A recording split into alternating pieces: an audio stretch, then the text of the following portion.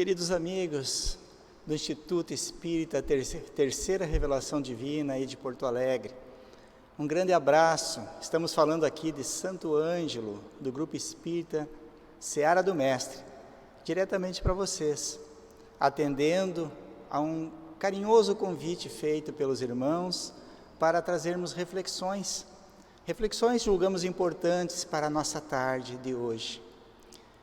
E estamos, então, a partir desse instante, trazendo algo que seja importante para nós. O que a doutrina espírita nos auxilia. Mas antes disso, eu gostaria de contar uma história, talvez muito conhecida de todos. Essa história se passa lá pelos idos do século IX, depois do Cristo, lá no Oriente. Conta a história que havia um sultão, o nome Shahriar, que era um homem muito bruto e sanguinário. E esse sultão, então, resolveu casar.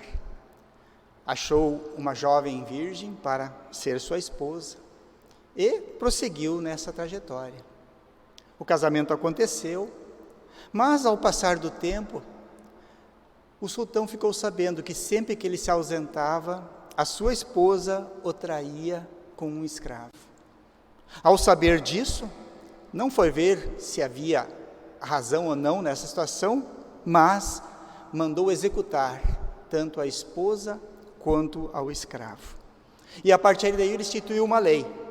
Toda mulher com quem ele se casasse deveria ser executada na manhã seguinte do casamento, para que ele nunca mais sofresse a traição de ninguém. Era uma sentença de morte, a pena de morte. E isso aconteceu ao longo de um certo tempo. Ele se casava com uma jovem, virgem, e na manhã seguinte, após a consumação do casamento, ele a matava. Chegou um tempo em que as jovens estavam escasseando no reino. E a filha do seu primeiro-ministro, de nome Sherazade, disse para o pai que ela queria se candidatar a ser a esposa do rei. Todo mundo se espantou, porque era, como dissemos, uma sentença de morte. Mas Sherazade, essa bela jovem, se apresentou voluntariamente para casar com aquele monarca assassino. Ela tinha um plano muito bem bolado. Na sua noite de núpcias, Sherazade, após a consumação do casamento, começou a contar uma história fascinante para aquele sultão, para aquele rei. Uma história fascinante e muito comprida.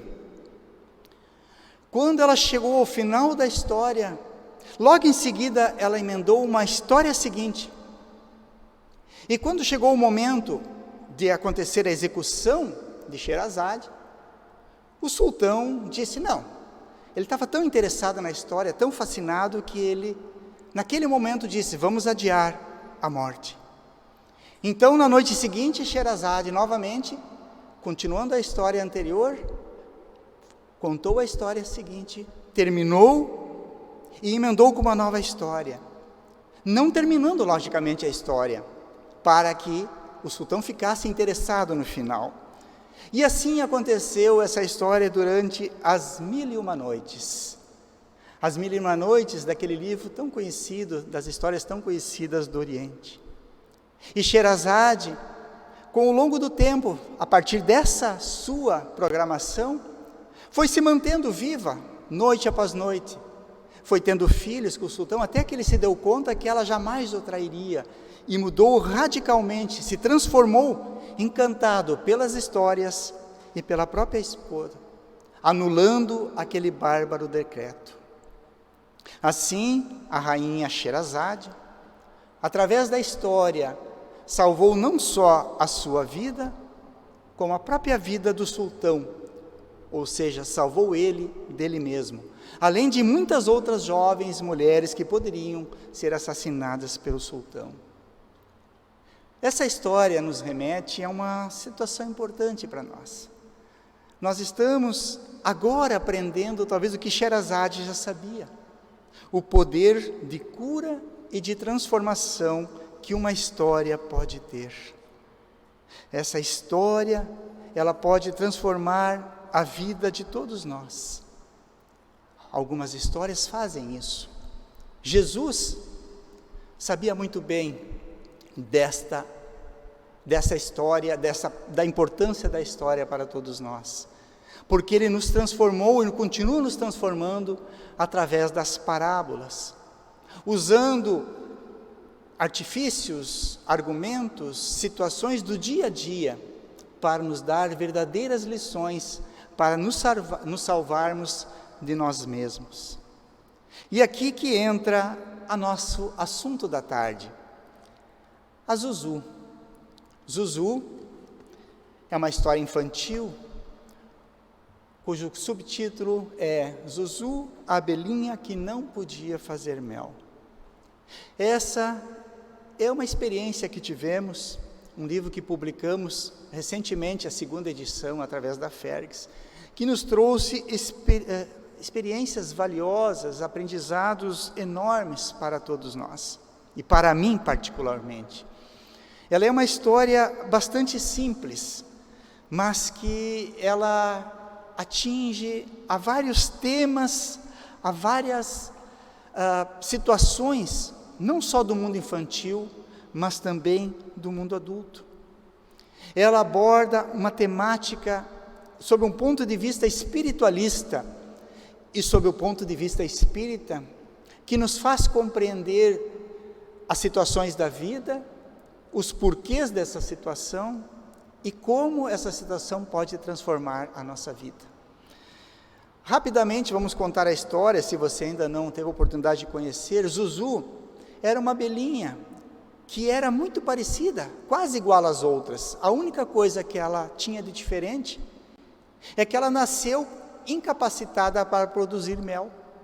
Aparentemente isso é uma coisa muito simples, mas vocês imaginem, qual é que é o objetivo da abelha? O objetivo de vida é produzir mel. Como ela não poderia produzir mel, aparentemente ela não tinha nenhum objetivo de vida. A Zuzu vivia tranquilamente até ela perceber que aquilo estava trazendo alguns transtornos para seus pais, que ficavam preocupados: o que vai acontecer com a nossa filha, já que ela não vai poder, ao crescer, trabalhar na colmeia como as outras abelhas. Isso trazia uma angústia para os pais. Na sua escola, a Zuzu também era motivo de intensas gozações, brincadeiras de mau gosto das suas colegas. Então aquilo que para a Zuzu não era diferente, de repente começou a mostrar-se para ela como um verdadeiro problema. E começou a entristecer com tudo aquilo que estava acontecendo ao seu redor. Os pais de Zuzu, preocupados com isso, levaram ela a vários locais, os doutores do abelheiro, para ver o que a Zuzu tinha, mas eles eram unânimes: a Zuzu não podia fazer mel. Essa era a característica dela.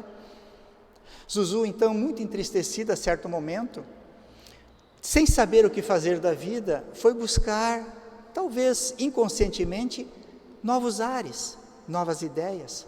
Se afastou da sua colmeia, voando para muito longe, sem perceber, chegou a uma colmeia estranha a ela, estrangeira a ela.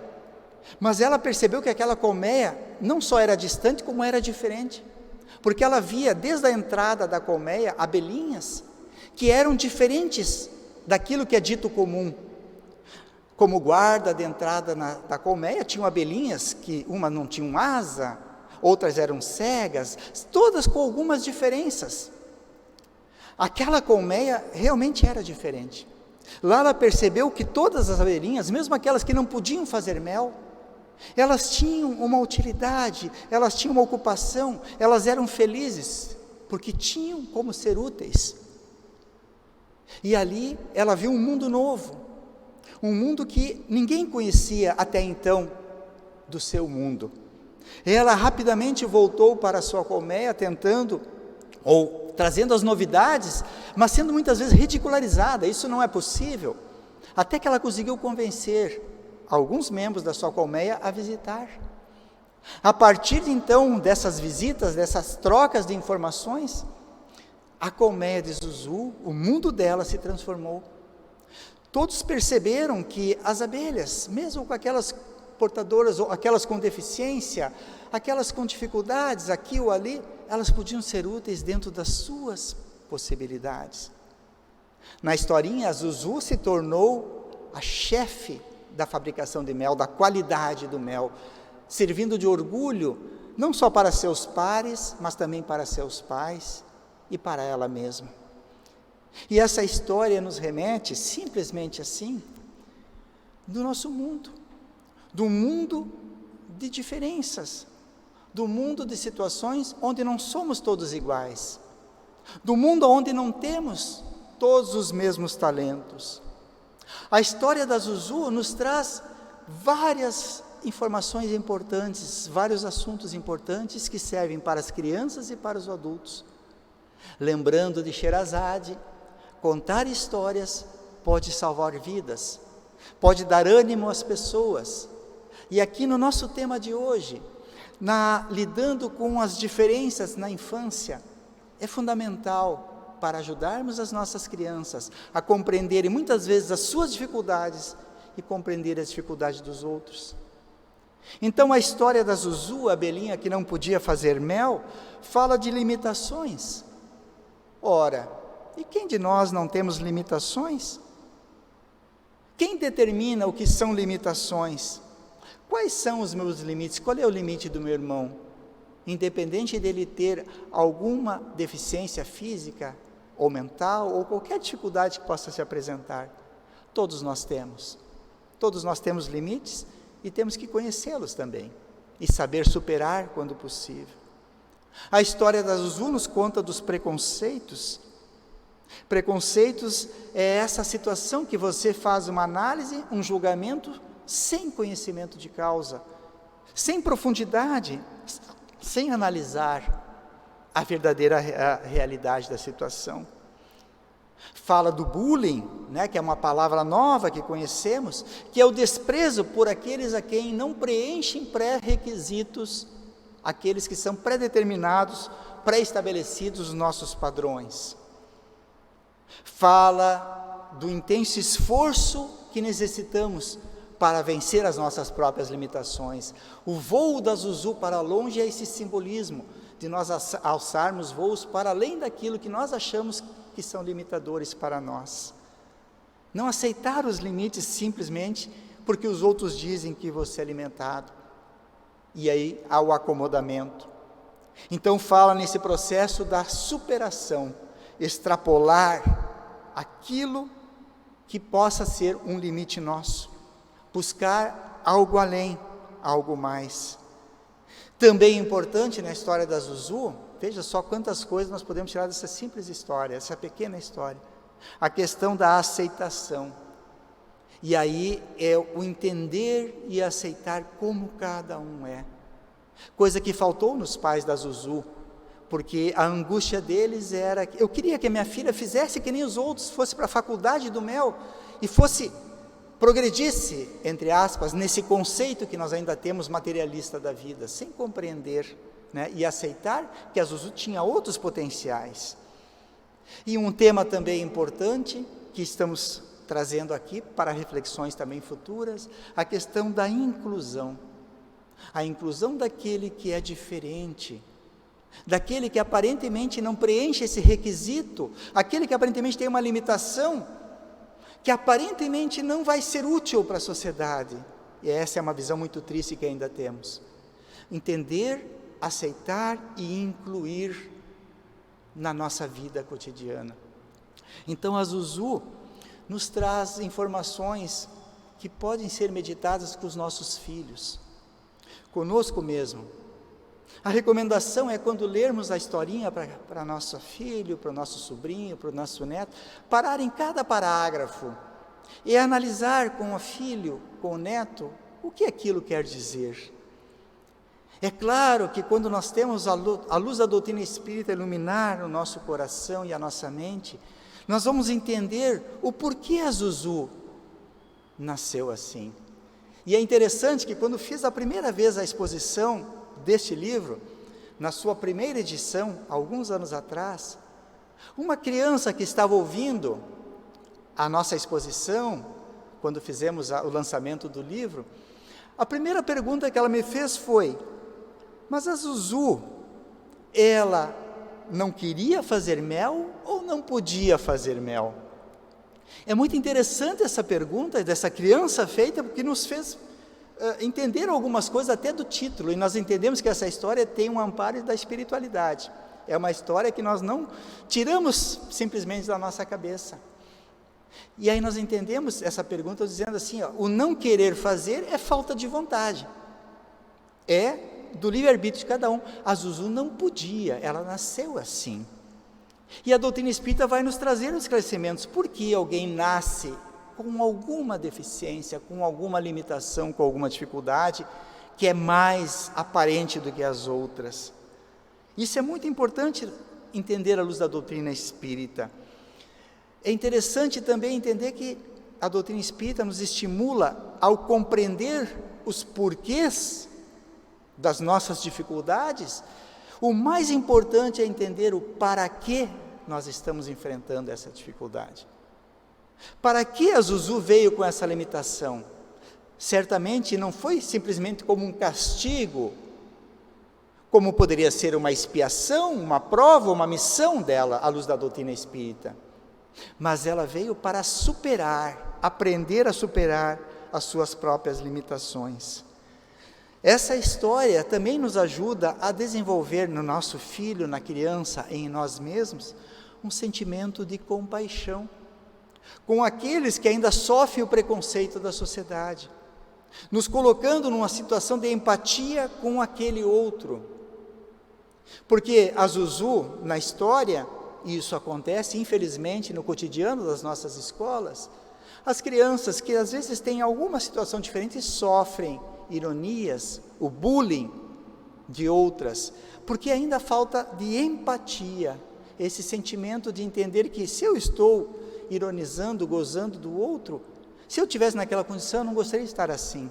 Então esses são valores que podem e devem ser trabalhados através de todas as histórias, e hoje especialmente falando a história da Zuzu, porque as crianças, e isso faz parte da natureza de quando reencarnamos.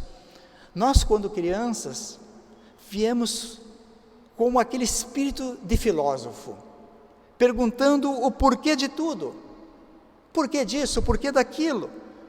E nós, como pais, temos que estar com paciência, com entendimento para poder responder a esses questionamentos. Porque como vamos entender, e aí ensinar aos nossos filhos, às nossas crianças, como entendermos a vida com todas as suas problemáticas, se não entendemos a reencarnação? A abordagem da história de Zuzu pode trazer esse sentimento. A Zuzu veio, não podia fazer mel, por quê? Pode ser uma expiação, algo de resgate do passado. Ela pode ter vindo como uma missão que ela pediu para servir de exemplo e mostrar como é possível crescer mesmo não sendo dos padrões da sociedade. Pode ter sido uma prova pedida pela Zuzu para evoluir mais rapidamente. Então esses conceitos nós vamos introduzindo nas nossas crianças.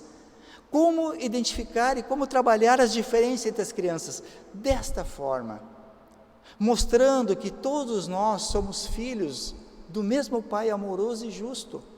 Se somos diferentes uns dos outros, não é porque Deus gosta mais de um e menos do outro, mas por necessidade que temos de experienciar na nossa vida situações diferentes. Alguns com mais, aparentemente, facilidades, especialmente na vida material, outros com mais dificuldades. Mas essa diferença entre nós é que faz a beleza da vida. É essa diferença que faz com que eu enxergue, às vezes, no meu coleguinha, que às vezes tem dificuldade de caminhar, que eu possa estender o braço e ajudar ele. Aquele que às vezes não escuta direito, aquele que talvez não consiga entender direito a matéria, eu posso ajudar. Esse é o diálogo que tem que ser feito com as nossas crianças. Entendendo que Deus é justo, amoroso e não traz castigos para todos nós. E aí nós vamos dando para as nossas crianças, para o nosso jovem, aquele tão necessário sentido para a vida. O processo da reencarnação tem um objetivo, o desenvolvimento das nossas virtudes. Tudo que foge desse objetivo não faz parte do processo reencarnatório, são desvios que nós mesmos colocamos. Então, desenvolver virtude nas conquistas profissionais, nos relacionamentos com o colega, em tudo isso. E aí nós vamos entendendo o que estamos fazendo aqui. Então, colocar as nossas crianças, a doutrina espírita, para iluminar os seus caminhos. Essa é a forma de salvarmos a alma dos nossos filhos. Como aquele famoso livro de Hermínio Miranda, né, que os nossos filhos são filhos de Deus, né? Eles não são nossos efetivamente, estão sob a nossa responsabilidade. A nossa responsabilidade de salvar as suas almas. Esse salvar, entendemos, entre aspas, ouvindo perguntas, contando histórias, dando importância aos questionamentos das crianças, respondendo quando sabemos, e quando não sabemos, temos a humildade de dizer, eu vou buscar essa informação, contando histórias. Sherazade, essa heroína dessa história, né, desse livro famoso, As Mil e Uma Noites, né, tem o Aladim, o Ali Babá e os 40 Ladrões, toda essa lenda contada, ela salvou a si mesma e a salvou ao sultão. Ela teve êxito, não só simplesmente pelos princípios instrutivos que ela dava aos seus contos, porque eles eram muito lúdicos, tinham ensinamentos ali também, mas a história que ela contava, tinha um poder de sedução e transformação. Então, ao contar história, nós temos que saber dar as ênfases necessárias. Nossos filhos são esses espíritos imortais que vêm para nós, alguns deles muito mais antigos que nós. Muitos vêm nos trazer lições valiosas para a nossa reencarnação, mas cabe a nós no período da infância, e é por isso que nós viemos como pais, dar esse sentido à vida. Para aqueles que são espíritas, esse sentido que a doutrina espírita nos ajuda a entender de uma forma tão bela. Para aqueles que não são espíritas, mas que têm esse entendimento de espiritualidade, que têm Cristo no seu coração, ou essas filosofias que nos ajudam a dar um rumo, utilizem, não só através da história, mas através do exemplo, porque esse período da infância é um período crucial. Nós entendemos, à luz da doutrina espírita, que essa é a fase onde o espírito está mais moldável, tanto para o bem como para o mal. E é claro que aqui nós estamos querendo levar para o bom caminho. Nessa fase nós vamos perceber os nossos filhos que revelam suas tendências negativas, que devem sim serem corrigidas amorosamente, não com castigos, mas com estímulos, para que as crianças possam assumir posturas virtuosas na sua vida e nas suas relações. E aí entra um papel fundamental da casa espírita também.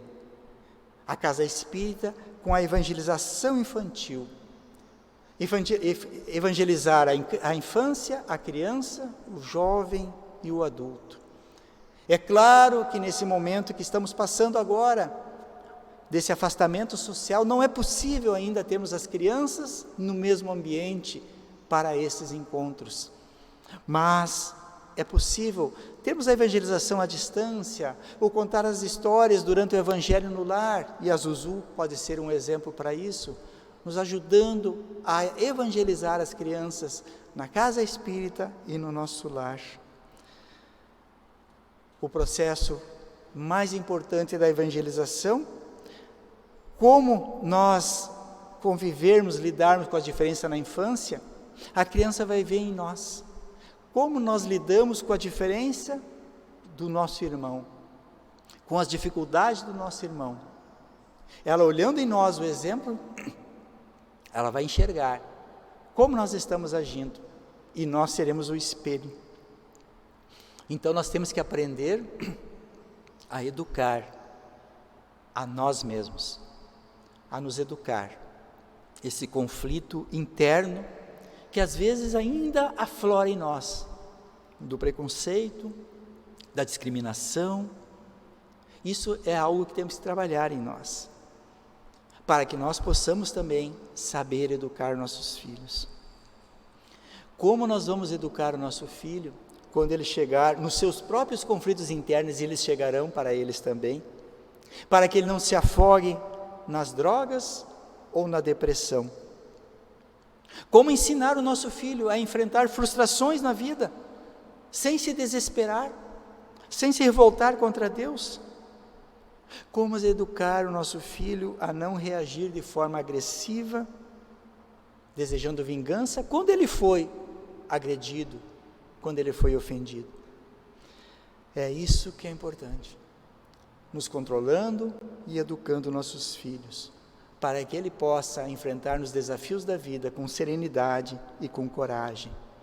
Coragem para prosseguir na sua jornada, para vencer a si mesmo, as suas próprias mazelas, as suas próprias imperfeições, e esse é o nosso papel. É que nem nós estarmos observando uma planta se desenvolver, e essa planta às vezes ela é mais demorada para dar o seu fruto, e nós temos que compreender isso. Mas se você está dando o alimento certo para a planta, está regando na hora certa, você sabe que essa planta vai dar o seu fruto. Assim é nosso filho. Continue, persevere, esperemos. Aí vem a palavra esperança, que seu filho vai aprender também a se educar nesse processo. A história da Zuzu, para dar o fecho à nossa reflexão, é essa desculpa, né, para introduzir esses temas nas conversas com as nossas crianças. Isso é muito interessante.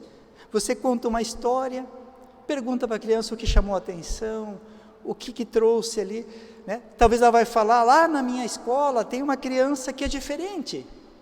E aí é um tema valioso, é uma oportunidade valiosa de conversar com ela. Ao educar nosso filho, estamos também nos educando. E esse é o nosso compromisso. Nós temos um compromisso de semeador. Por isso a parábola de Jesus. O semeador caiu a semear, e todos nós somos semeadores. Alguns com maior capacidade e outros com menor. O que nós temos que aprender é sempre lançar a boa semente. Porque a terra, às vezes ela pode estar um pouquinho árida, mas logo mais à frente, ela vai estar fértil para produzir a semente. E isso vai depender daquele espírito que reencarnou no nosso filho, no nosso sobrinho, no nosso neto, naquele que está sob nossa responsabilidade. E assim, é a Zuzu, essa abelhinha que não podia fazer mel, que ela possa, meus amigos, servir de ensinamento para nós, para os outros, possamos refletir também profundamente o que estamos fazendo aqui, para também não nos abatermos com as dificuldades que surgem à nossa vida, compreendendo sempre a amorosidade do Pai, que nos coloca as provas, os desafios necessários e aqueles que competem a cada um de nós vencermos. Mais uma vez, queridos amigos, nós reforçamos o convite para conhecer a historinha da Zuzu, que foi apresentada, né, aqui ao nosso lado, as imagens, esse livro lançado pela nossa editora, Francisca Spinelli, da nossa Federação Espírita, completando 100 anos agora, um intenso trabalho. E mais uma vez eu queria agradecer a todos os irmãos, nesta casa que eu tenho com tanto carinho. Estive aí com vocês em 2016, lançando o livro Cotidiano e Felicidade, e fui recebido com um intenso carinho, com um sentimento fraterno de todos. Esperamos que em breve, né, quando passar a situação da pandemia, poderemos novamente nos encontrarmos e abraçarmos fisicamente. Mais uma vez, que Jesus ampare a todos, dando esse meu sentimento de carinho fraterno com todos vocês. Muito obrigado.